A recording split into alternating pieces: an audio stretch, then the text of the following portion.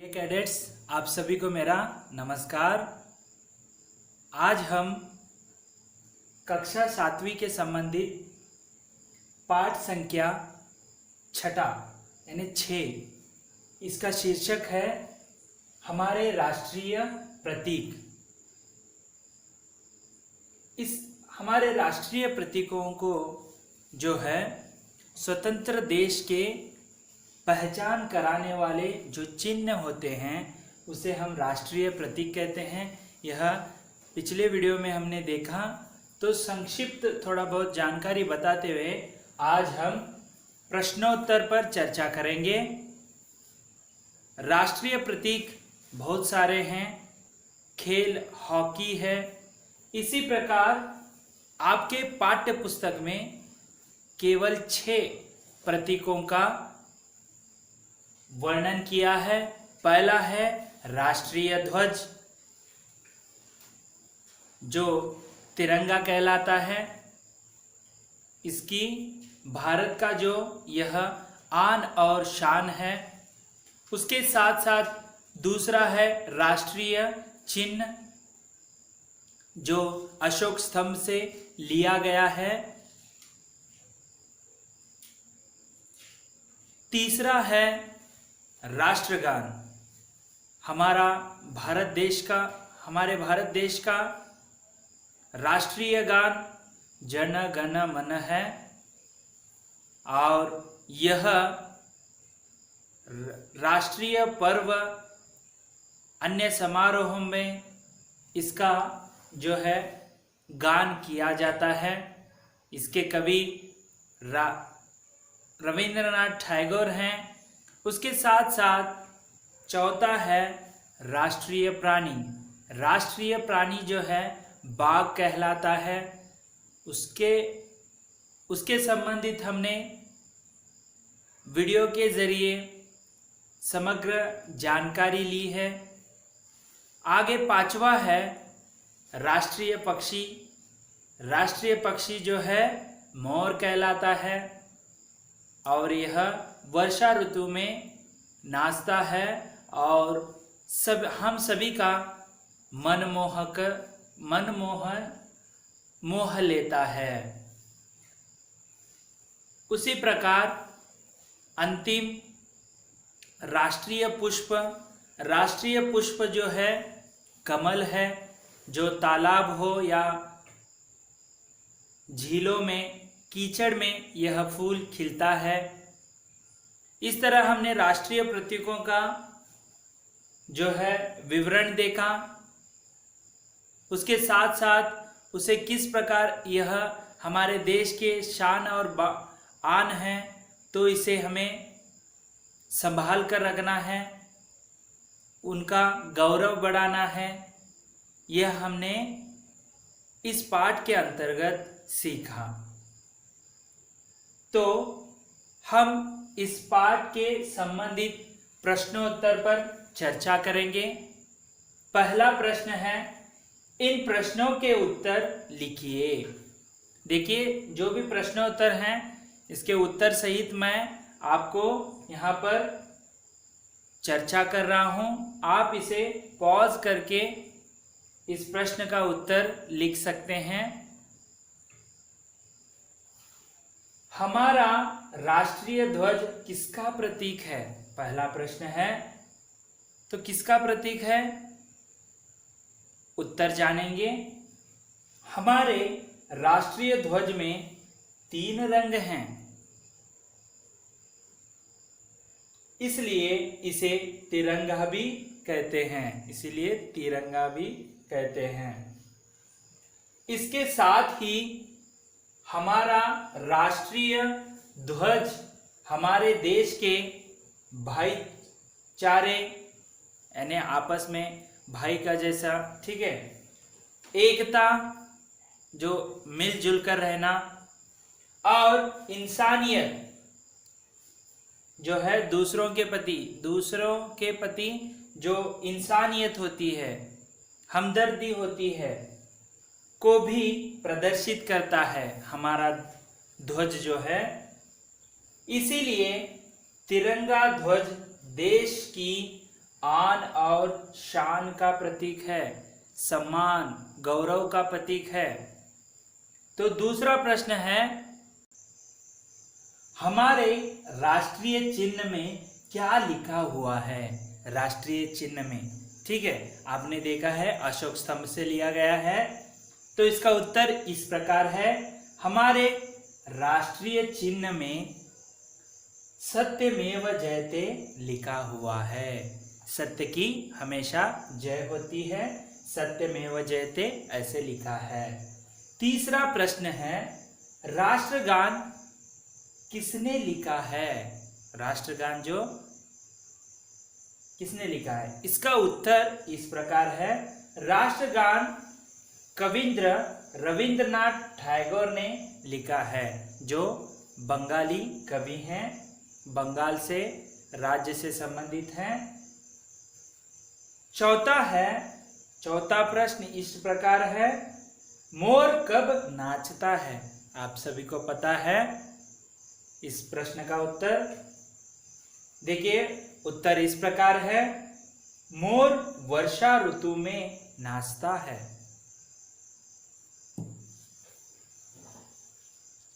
अगला प्रश्न है, कमल कहाँ खिलता है? कमल कहाँ खिलता है? इसका उत्तर इस प्रकार है, कमल तालाबों और झीलों के कीचड़ में खिलता है।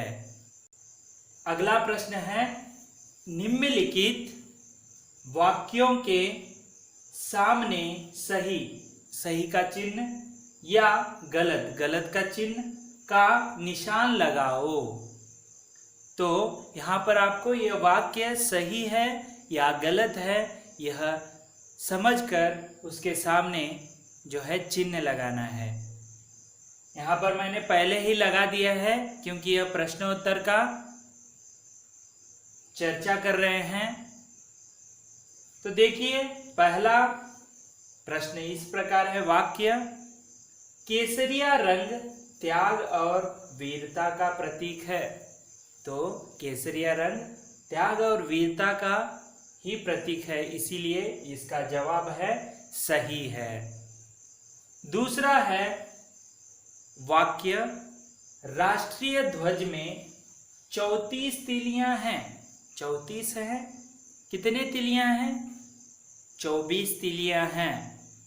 तो इसका जो उत्तर है गलत होता है। हमारा राष्ट्रीय चिन्ह 3 मुख वाला सिंह है। यह वाक्य सही है?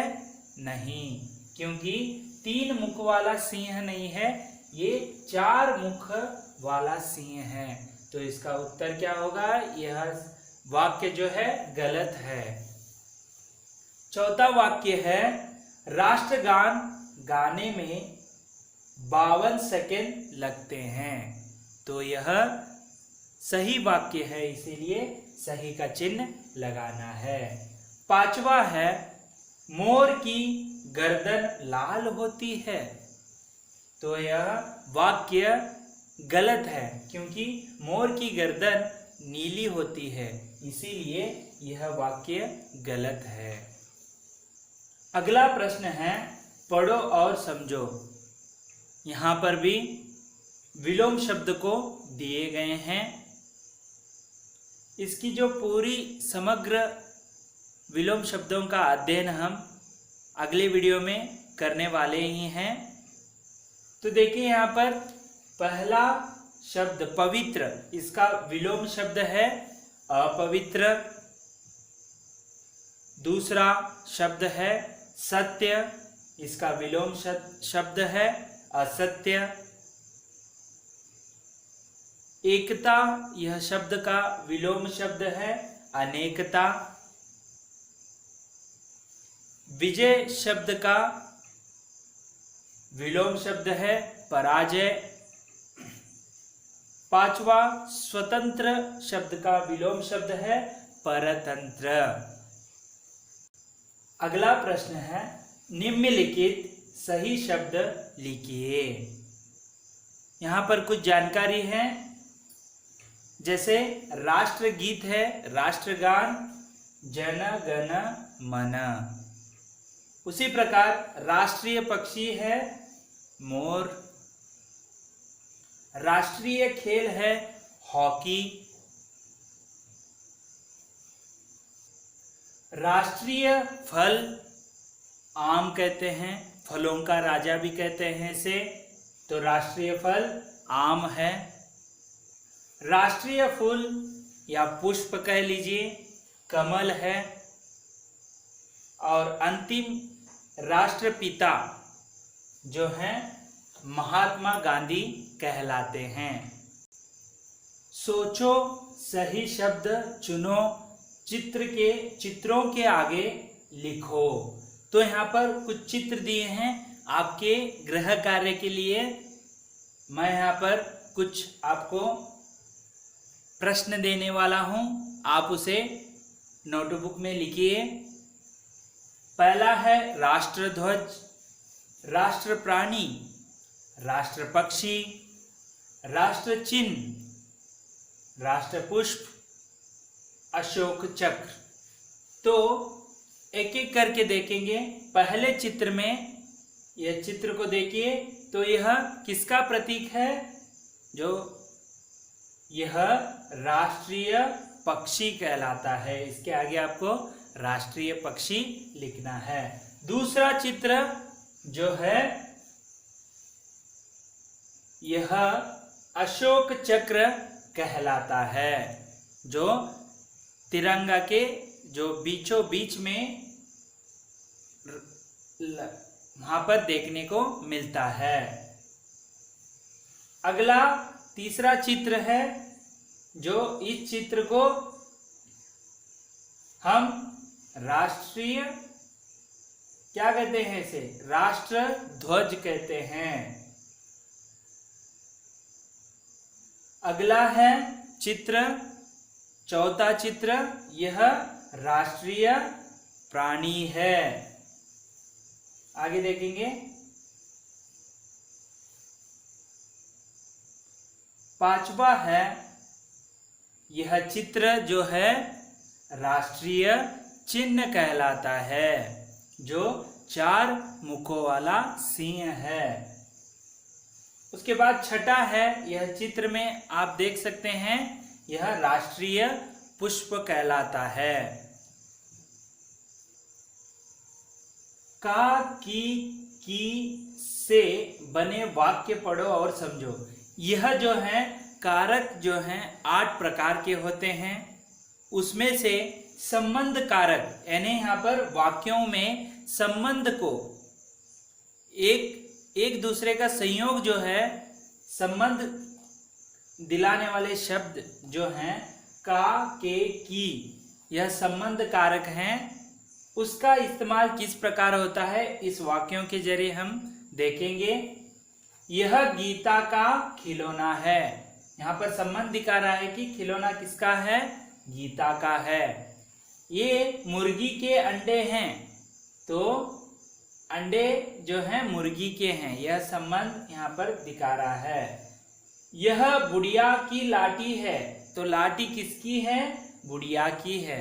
इन वाक्यों को आपको लिखना है फिर से।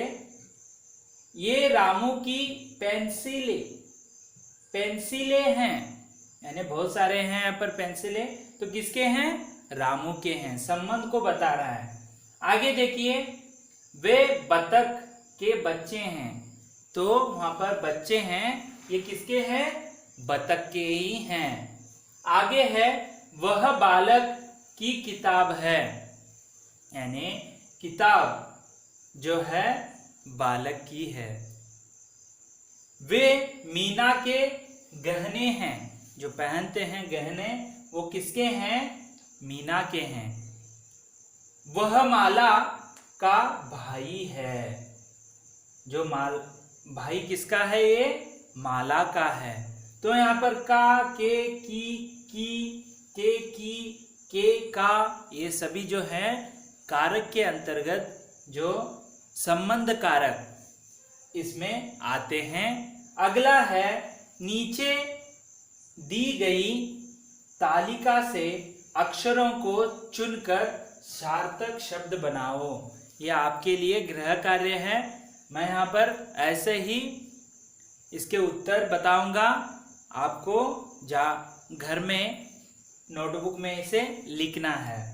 तो यहाँ पर उदाहरण दिया है भारत, जो यहाँ पर देखिए भारत, यहाँ पर शब्द को लेकर अक्षरों को चुनकर शब्द बनाए गए हैं सार्थक, जिसका अर्थ हो, अर्थ निकलता हो। तो दूसरा है नारी। देखिए यहाँ पर नारी, नर का विलोम शब्द है नारी, आपको यहाँ पर नारी लिखना है। आगे है भारत, जैसे भारत लिख सकते हैं। आगे है सागर, सागर लिख सकते हैं।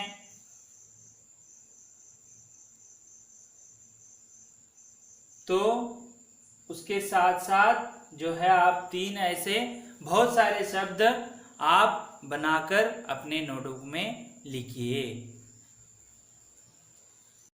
अगला है शब्दों का खेल।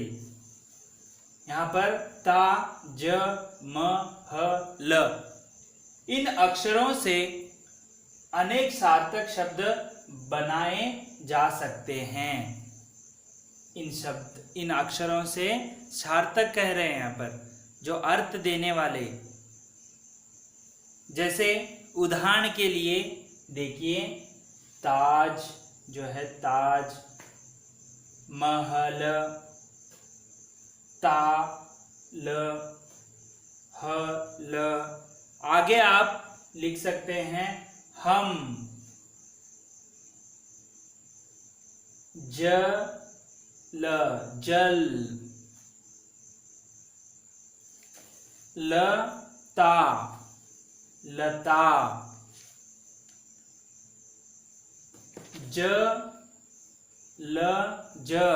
जलज, यानी कमल का ही एक प्रकार है। आगे देखिए ऐसे आप और भी शब्द जो हैं अक्षरों को एकत्रित कर लिख सकते हैं। आगे है नीचे दी गई अक्षरमाला से सार्थक शब्द बनाओ। यह एक खेल जैसा है। यहाँ पर सभी जो हैं अक्षरें आप देख सकते हैं। इनकी सहायता से आपको यहाँ पर सार्थक शब्द बनाने हैं। तो यहाँ पर शब्द हैं क, म, ल, क, डी। तो पहला आप लिखिए वही शब्द क, म, ल। दूसरा है क, डी। तीसरा लिखिए कलम, जो इसके लिए कहते हैं पेन। अगला है कडी।